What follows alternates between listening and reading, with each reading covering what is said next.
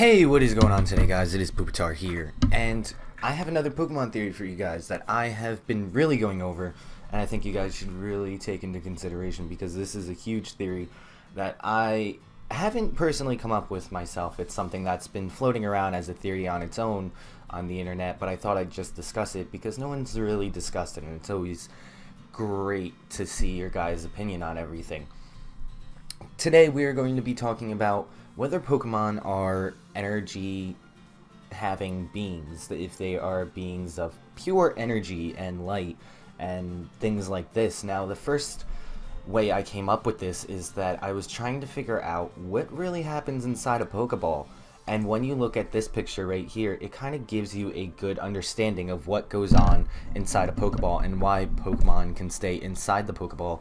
Is that down here you have an energy source, and that energy source is the Pokemon itself. This energy source in the Pokeball is literally the Pokemon itself. The Pokemon is the energy source for the Pokeball. Now around it you have the reflecting glass, which is what light bounces off of. Light can continuously bounce off of glass, mirrors, things like that. So by having multiple mirrors and glass right there and copper and all reflective type things in this Pokeball, the Pokemon itself is constantly bouncing off the inside of the Pokeball. Now, there has been parts in the manga and anime where Pokemon are shown inside the Pokeball just as miniaturized, but I feel like this theory holds a lot more sense as to why Pokemon can stay in the Pokeball. They just haven't been wanting to talk about it. Now, if you think about it, it's really possible, because how does your Pokeball break all the time? Well, it's because the Pokemon has too much energy. It has too much light inside of it still, so it has enough power to bounce off these reflective mirrors and break the Pokeball, essentially. Why does the Pokeball shake when you catch a Pokemon? Because the Pokemon's trying to escape. It is bouncing off the inside of the Pokeball, left and right, left and right, left and right, until it finally breaks free or is sealed inside. Now, this isn't to say it's inhumane in any kind of way for Pokemon to be caught. It's just that they are not physical beings, but are rather beings of energy who can manifest themselves into a physical form, such as spirits are, or things like that.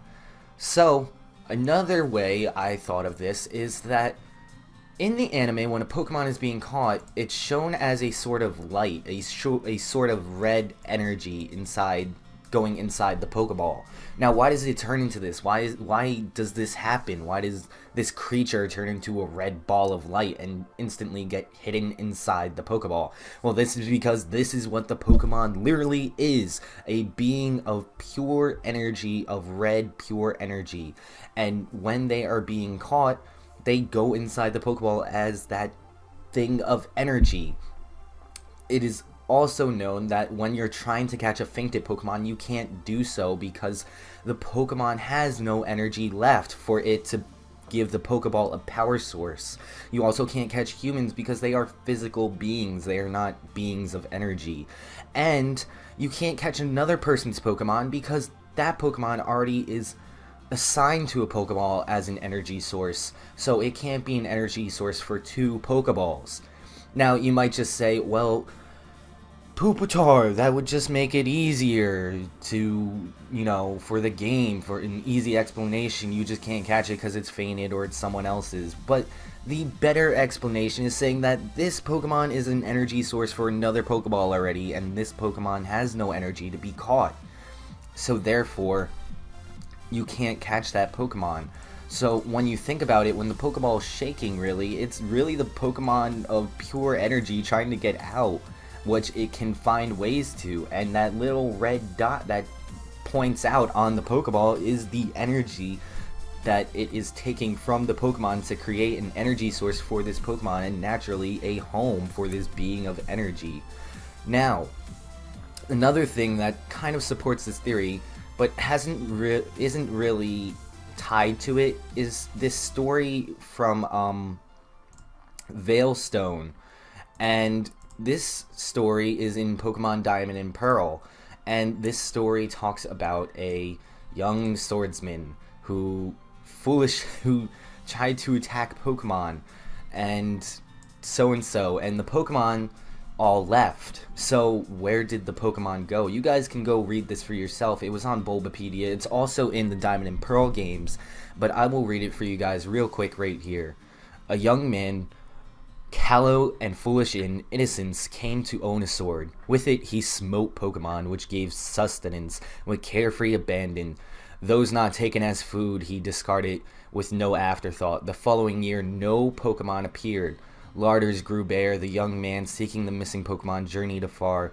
Long did he search, and far and wide too, until one day he did find. Asked he, "Why do you hide?" To which the Pokemon replied, "If you bear your sword to bring harm upon us, with claws and fangs we will exact a toll.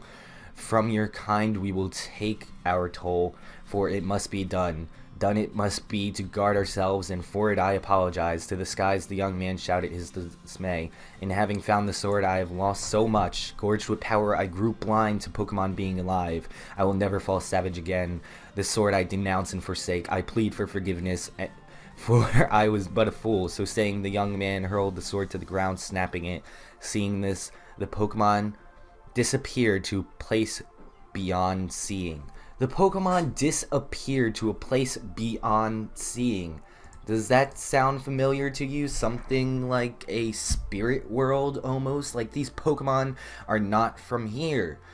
This theory can be used to explain so many things, like Hoopa being the basically avatar of Pokemon, to Arceus basically creating the world through its energy and exploding, creating the Big Bang with all the energy that it had stored up. So another way to look at this is, why can Pokemon create these crazy looking moves like beams of light that they shoot out? It's because this is literally an energy being, and energy beings can create matter through energy. They turn energy into matter. Therefore, a Pokemon like this could create a hyper beam essentially and make it look as though it is shooting a beam of light.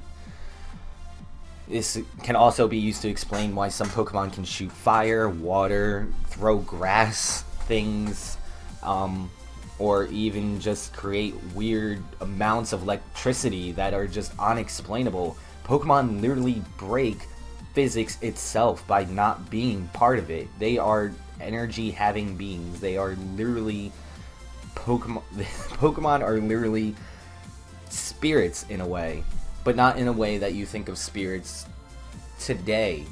It's a way of a greater kind of way to be. It's hard to explain in ways, but in most simple terms, yes, they are kind of spirits. But it's the fact that they can manifest themselves into a physical form and physically be there in the real world with these people. So that is the theory, guys. I hope it has some kind of backbone to it that you guys like, and it's something that I have really been thinking of, and spent a lot of time on researching and all this stuff, because I was wondering how Pokemon can fit into a Pokeball, and the whole just miniaturizing thing didn't make sense to me. But I feel like this idea of Pokemon being beings of energy, pretty solid to me. So I hope you guys did enjoy this theory. I hope it made you think a little bit more about what's really going on in the Pokemon universe.